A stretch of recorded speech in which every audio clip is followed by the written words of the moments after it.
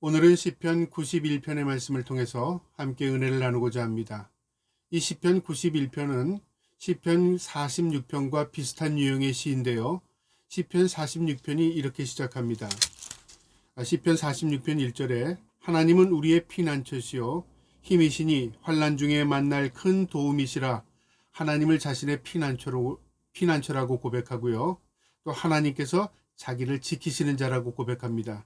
이 46편의 고라자손의 시와 비슷한 시가 이 91편인데요. 이 91편은 누구의 기록인지는 알 수 없지만 그의 신앙의 고백이 담겨져 있는 시이기도 합니다. 특별히 이 91편은 찬양시인데요. 영원한 피난처가 되시는 하나님을 노래하고 있습니다. 그러니까 상황이 참으로 어렵고 힘든 상황이지만 하나님이 자신을 지키시고 하나님께서 자신을 인도하신다는 확신을 가지고 기록한 시입니다. 이 시편의 고백이 저와 여러분의 고백이 될 수 있기를 축복합니다. 91편 1절에 지존자의 은밀한 곳에 거주하며 전능자의 그늘 아래 사는 자여. 이 시편 기자는 하나님을 뭐라고 말하냐면 지존자, 전능자 그렇게 말합니다. 지존자라는 것은 무엇을 말하냐면 가장 상위에 계신 가장 높으신 분 그렇게 말하는 겁니다. 그러니까 하나님보다 그 위에 높은 분은 없어요. 하나님이 절대자이라 그 말이죠. 이 시편 기자는 하나님은 절대자라고 말하는 겁니다. 그 다음에 전능자, 모든 것을 하실 수 있는 능력을 가지고 계신 분 그 말이죠. 우리가 하나님에 대한 고백을 할 때요, 사람마다 다 다르게 고백합니다. 어떤 사람은 사랑의 하나님, 어떤 사람은 은혜의 하나님, 어떤 사람은 구원의 하나님, 어떤 사람은 승리의 하나님, 이렇게 하나님에 대해서 각자가 받은 은혜대로 고백하는데 그 가운데 가장 우리 모두의 고백이 될 수밖에 없는 것은요, 그분은 지존자이시고 그분은 전능자이신 것입니다. 그래서 이 시편의 기자는 먼저 하나님은 어떤 분인가를 노래하는데 지존자의 은밀한 곳에 거주하며 전능자의 그늘 아래 사는 자여. 이것은 자신을 의미하기도 하고요, 하나님을 사모하는 자들을 말하기도 하는 것입니다. 하나님은 은밀한 곳에 계십니다. 여기서 은밀하다는 장소는 어디를 의미하냐면 지성소를 의미합니다. 대제사장만이 1년에 한 번 들어가서 하나님을 배웠고 또 하나님의 말씀을 듣는 곳, 그리고 하나님의 계시를 받는 곳이 지성소입니다. 그러니까 그 하나님은 은밀한 곳에 계시다는 표현을 하는 것이죠. 우리가 골방이라는 말이 바로 그런 의미입니다. 오늘날은 우리가 성소, 지성소 그런 말이 없습니다. 또 그렇게 사용하지만 온전한 의미가 아닙니다. 우리가 골방일지라도 그곳에서 하나님을 뵙고 하나님을 기도하고 또 그곳에서 하나님을 만나기를 간구한다면 그것이 곧 지성소가 되는 것입니다. 그리고 우리의 대제사장 되시는 예수 그리스도의 중보를 통해서 우리가 하나님을 만나고 하나님께 우리 기도를 통해서 아뢰고 또 말씀이나 기도를 통해서 하나님의 계시와 음성을 받는 것입니다. 이처럼 은밀한 곳에 계시는 하나님, 그늘 아래 사는 자요, 보호 아래 사는 자, 마치 독수리 새끼가 자신의 새끼들을 날개 아래 품는 것처럼 그 그늘 아래 사는 자여 복된 자지요. 2절에요.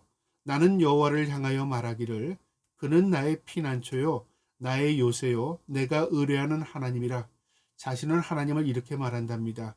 나의 피난처, 나의 요새, 나의 의뢰하는 하나님. 이게 관계성입니다. 우리가 하나님에 대한 어떤 의식을 가지고 있느냐는요, 그가 어떻게 고백하느냐 그것도 중요하지만 자신이 하나님을 어떻게 고백하며 사느냐 그것도 중요한 겁니다. 관계입니다. 어떤 사람은 친아버지처럼 하나님에 대해서 신뢰하고 그분에 대해서 말씀을 의지하고 또 그분의 뜻을 딱 찾고 하는 것은 관계죠. 하나님에 대한 의지, 하나님의 아버지로 섬기는 자입니다. 그런데 어떤 사람은요, 하나님을 이용하려고 하는 사람이 있다고 한다면 어떻겠습니까? 자신이 필요할 때만 찾고 그 다음에 하나님의 말씀을 저버리고 하나님의 뜻을 저버리고 그 다음에 자신의 욕심과 욕망을 따라 산다면 그건 온전한 관계가 아닌 것이죠.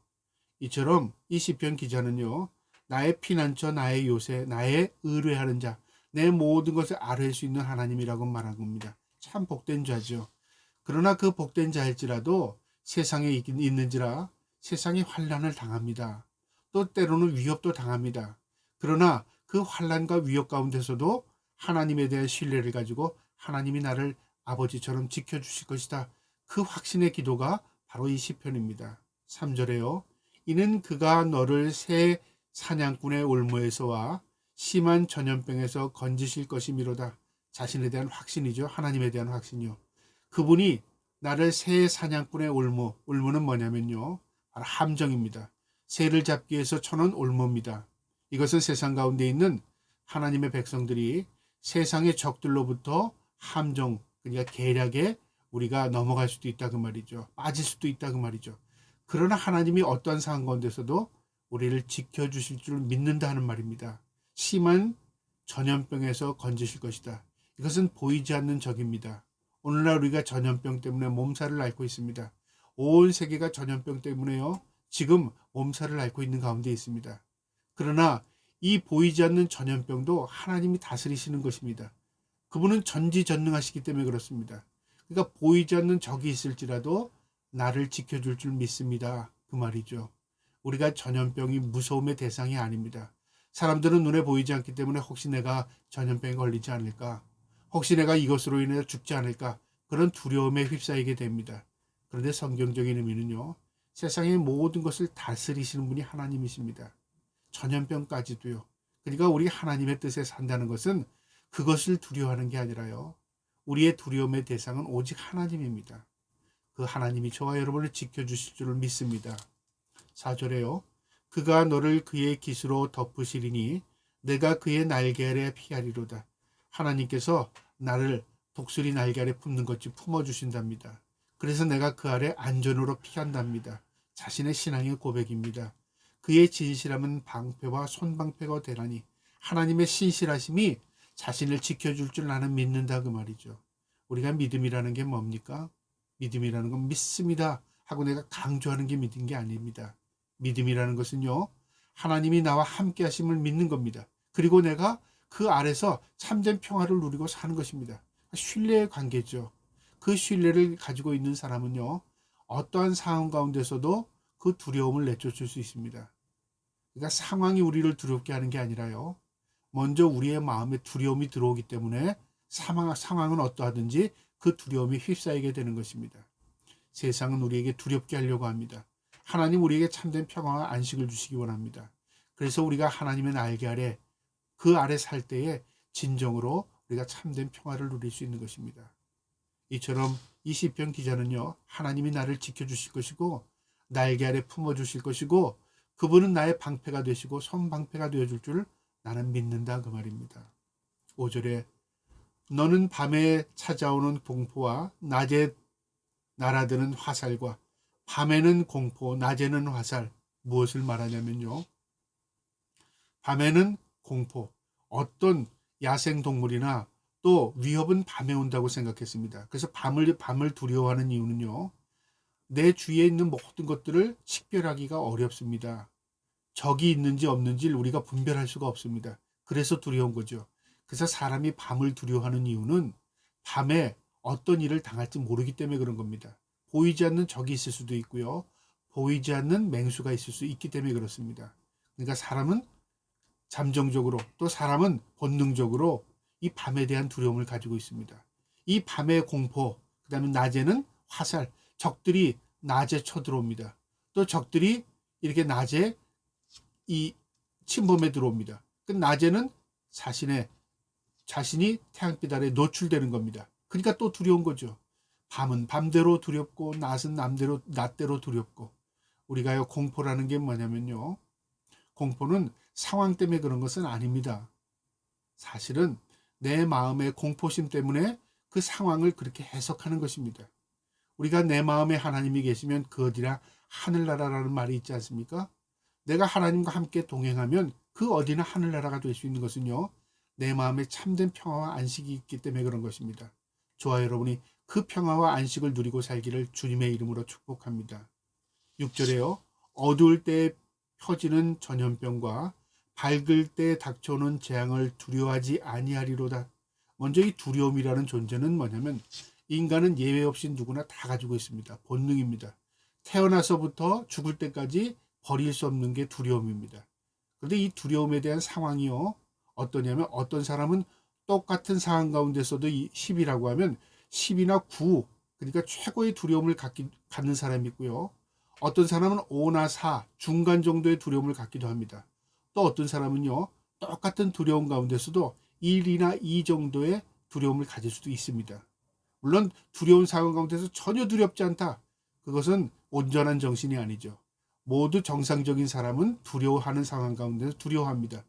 그러나 그 정도의 차이가 다를 수 있다 그 말이죠. 왜 그렇습니까?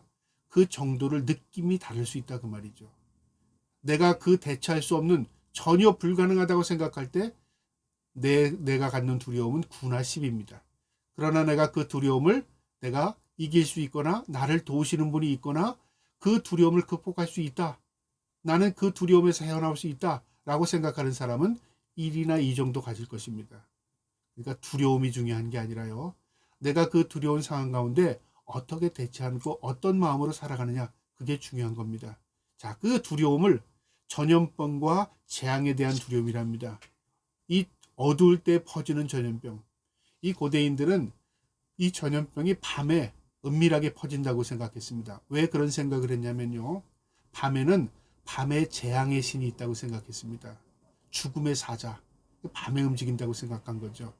그래서 밤에 재앙이 퍼진다고 생각한 겁니다. 그러니까 혹시 내가 이 밤에 죽지 않을까? 혹시 이 밤에 내가 전염병이 들지 않을까? 혹시 이 밤에 죽음의 사자가 찾아오지 않을까? 그런 두려움을 가진 거죠. 고대인들은요.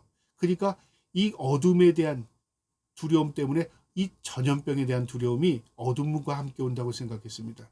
그 다음에 이 재앙이 닥쳐오면 자신들은 살아남지 못한다고 생각하니까 두려워한 겁니다. 이 모든 두려움, 우리 인간은 누구나 다 가지고 있습니다. 그러나 정도의 차이가 다를 수 있다 그 말입니다. 7절에요. 1000명이 내 왼쪽에서 10,000명이 내 오른쪽에서 엎드러지나. 수많은 사람을 의미하는 거죠. 1000명, 10,000명 숫자의 의미가 아니라 수없이 많은 사람들이 내 가까이에서 내 옆에서 넘어질지라도 그 말입니다. 이 재앙이 내게 가까이 하지 못하리로다. 여러분, 우리가 이 땅에서 믿음으로 살면 재앙이 우리를 피해갑니까? 우리가 이 땅에서 사는데 재앙이 우리 지역에는 내리지 않습니까? 그런 의미가 아닙니다. 만약에 그렇다면요, 우리 안 믿는 사람도 또 그것을 보게 된다면, 야, 하나님 진짜 살아계시네. 나도 예수 믿고 살아야지. 그런 마음 갖게 될 겁니다. 근데 그렇지 않습니다. 재앙이라는 건 믿는 사람이나 안 믿는 사람이나 같은 모두에게 함께 임합니다. 그런데요, 그 재앙이 임하는 곳에서 우리를 날개 아래 품어주시는 분이 계시다는 거죠. 그 재앙의 아래서 우리가 하나님의 보호하심과 인도하심을 받을 수 있다는 말이죠. 이게 놀라운 겁니다. 이게 해석이 되지 않는 겁니다. 우리가 봐라, 이렇잖아, 저렇잖아. 너희는 재앙이 내리지만 우린 재앙이 내리지 않잖아. 그러면 사람들이 이해가 쉬운데 그게 아니거든요. 모두가 다 재앙을 임하는 그 가운데 삽니다. 그런데 상황이 달라질 수 있다고 말입니다. 여기 1000명, 10,000명 수없이 많은 사람들이 넘어집니다. 어디서요? 내 가까이에서, 내 오른쪽 왼쪽에 넘어집니다. 그런데 놀라운 것은 내게 가까이 하지 못한답니다. 내 옆에까지 왔는데 내게 임하지 않아요. 이게 놀라운 거 아닙니까? 누가 그걸 알아요? 자신이 그걸 알 수 있다 그 말이죠. 이 시편 기자는 그걸 지금 노래하는 겁니다. 8절에요. 오직 너는 똑똑히 보리니 악인들의 봉을 내가 보리로다. 너는 똑똑히 본다 그 말이죠. 무엇을 봐요? 나는 살아있고 나는 서있고 나는 온전한데 내 옆에 있는 사람들, 수없이 많은 사람들이 넘어지는 것을 너는 보게 될 것이다. 똑똑히 보게 된다. 그게 뭐냐면 보응이랍니다. 무엇에 대한 보응? 하나님에 대한 보응, 대가라고 말이죠. 내가 하나님을 신뢰했더니 하나님께서 내게 믿은 만큼, 내가 신뢰한 만큼 하나님이 나를 지켜주시고 보호해 주셨어요. 그런데 내가 믿음으로 살지 않고 내가 하나님을 모르고 살았어요. 하나님을 저버리고 살았어요. 그랬더니 그의 결과가 이렇게 나타났다 그 말이죠. 이걸 뭐라고 해석해야 되죠? 이것은 해석할 수 있는 게 아니라요. 이것은 자신의 삶의 체험입니다. 경험입니다. 9절입니다.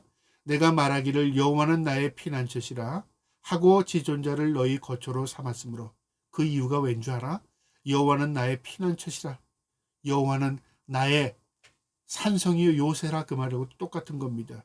지존자, 가장 높이 계신 분, 절대자가 너희 거처로 삼았다. 세상을 의지하거나 사람을 의지하거나 의술을 의지하거나 돈을 의지하거나 다른 것 의지하지 않고요. 오직 절대자 지존자 하나님만을 의지한 그 결과가 결국 내가 하나님 앞에 온전히 설 수 있을 뿐만 아니라 세상에서 하나님의 지킴과 보호하심을 받을 수 있었던 것이다 그 말입니다. 누가 고백합니까? 이 시편의 기자가 고백하는 겁니다. 이 고백이 저와 여러분의 고백이 될 수 있기를 축복합니다. 그러면서 10절에요. 화가 내게 미치지 못하며 재앙이 내 장막에 가까이 오지 못하리니, 화와 재앙은 내린 겁니다. 모두에게 다 임한 겁니다. 그런데 그것이 가까이 내게 임하지 못합니다. 미치지 못한 겁니다. 왜요? 구별한 거죠. 구별. 성경에 보면 모세가 출애굽할 때 이스라엘의 민족이 애굽에서 노예 생활을 했었습니다. 하나님께서 그들을 이끌어내기 위해서요, 애굽에 재앙을 내렸는데, 이 재앙이요, 세 번째 재앙부터는 피개구리, 그 다음에 피개구리 이까지는, 세 번째 재앙까지는 모든 지역에 다 임했습니다. 이스라엘 사람도 물이 피가 되는 걸 봤고 개구리가 뜨는 걸 그 재앙을 봤습니다. 그런데 놀라운 재앙이 네 번째 재앙부터는요, 구별되는 걸 봤습니다. 이스라엘 백성에게는 그 재앙이 임하지 않는데 애굽 백성들에게만 그 재앙이 임했어요. 그걸 이스라엘 사람들이 보고 하나님이 살아계신다, 그걸 보고 모세를 따라 나온 겁니다. 오늘날도 우리가 똑같습니다. 재앙이 이 땅에 누구에게나 예외 없이 임합니다. 그런데 그 재앙 가운데서도 하나님의 은혜를 경험하는 사람들이 있다 그 말이죠. 그걸 통해서 말할 수 없는 놀라운 하나님의 은혜를 고백하며 살 수밖에 없는 겁니다.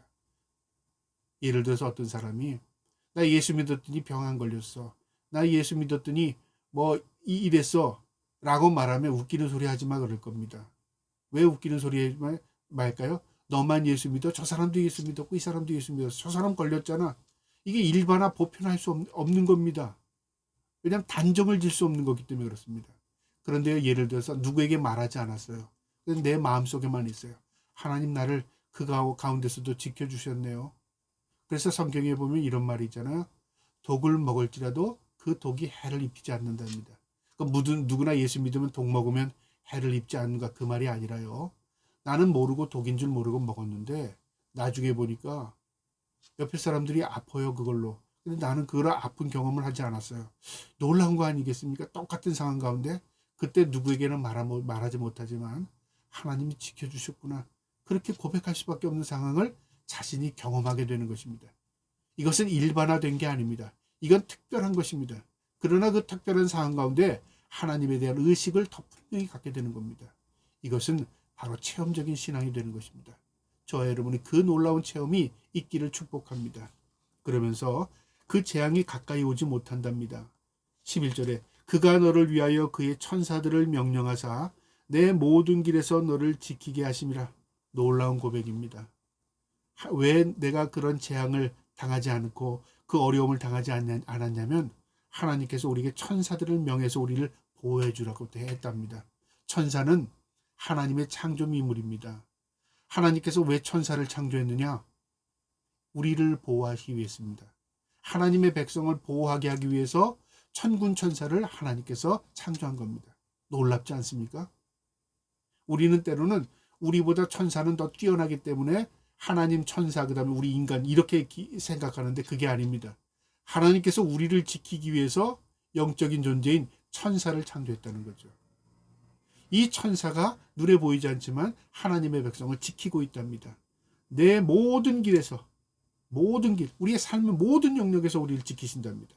12절에요. 그들이 그들의 손으로 너를 붙들어 발이 돌에 부딪히지 아니하게 하리로다. 이 말씀은 예수님께서 광야에서 시험을 당할 때 사탄이 이 말씀을 인용했습니다. 성전에서 뛰어내려라. 천사들이 너를 받을 것이다. 그렇게 말했습니다.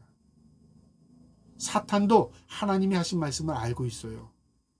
그래서 그걸 이용한 겁니다. 근데 주님께서 뭐라고 그들을 물리쳤죠? 그래, 나는 그렇게 할 수 있는 존재다. 하나님 뛰어내렸습니까? 예수님이 아닙니다.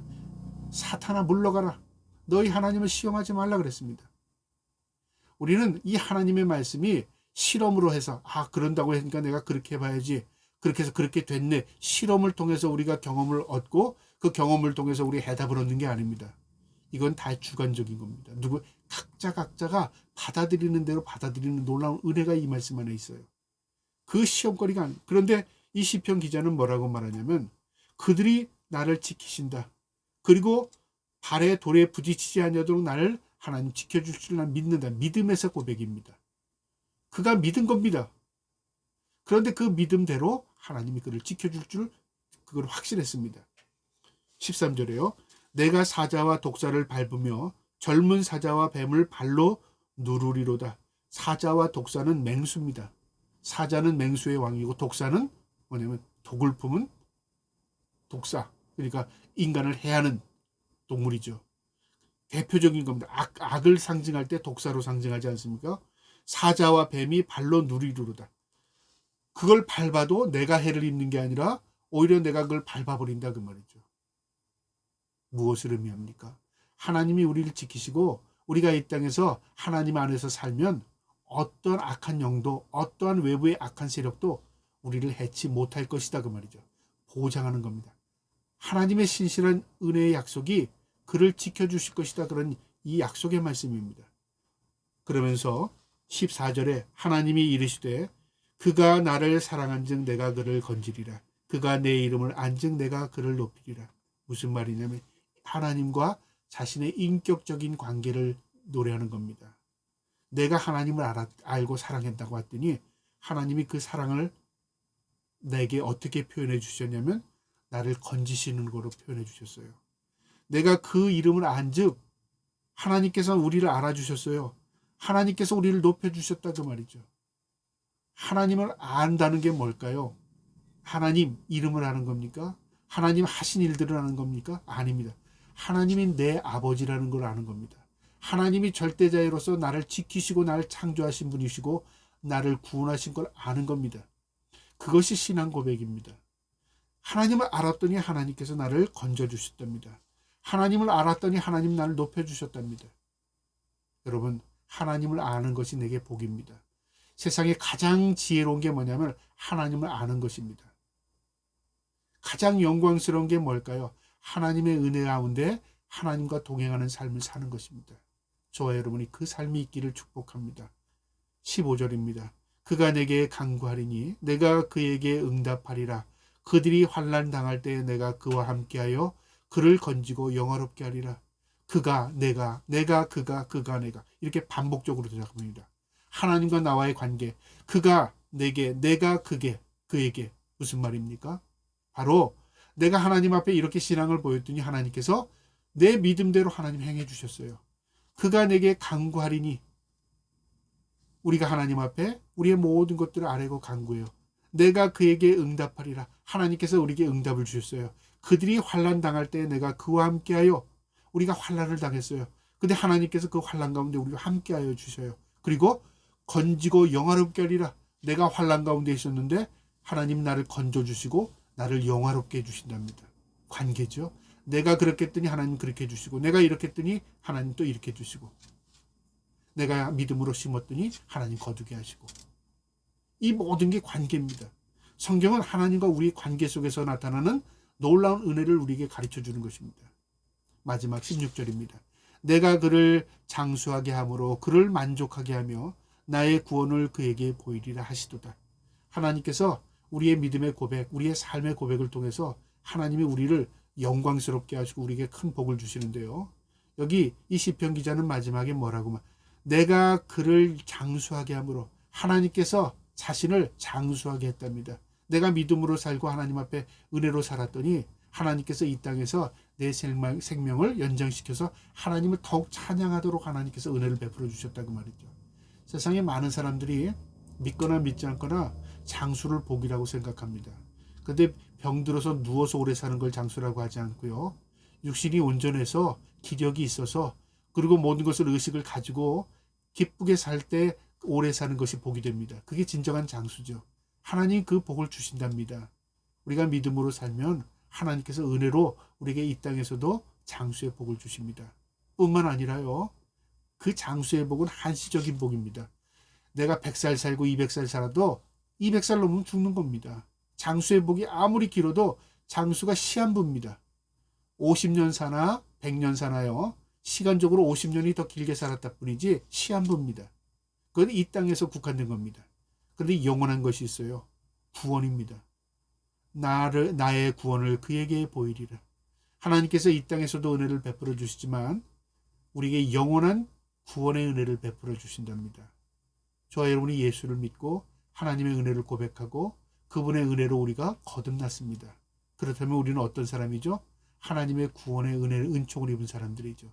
영원한 복을 받은 사람들입니다.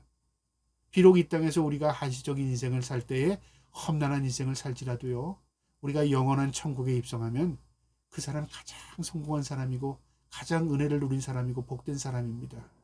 저와 여러분이 이 땅에서도 하나님의 은혜로 하나님과 동행하는 장수의 삶을 살 뿐만 아니라 또 영원한 하늘나라에 입성할 수 있도록 하나님의 그 은혜 아래 사셔서 영원한 하늘나라를 소망하며 살 수 있는 저와 여러분 될 수 있기를 주님의 이름으로 축복합니다. 아멘.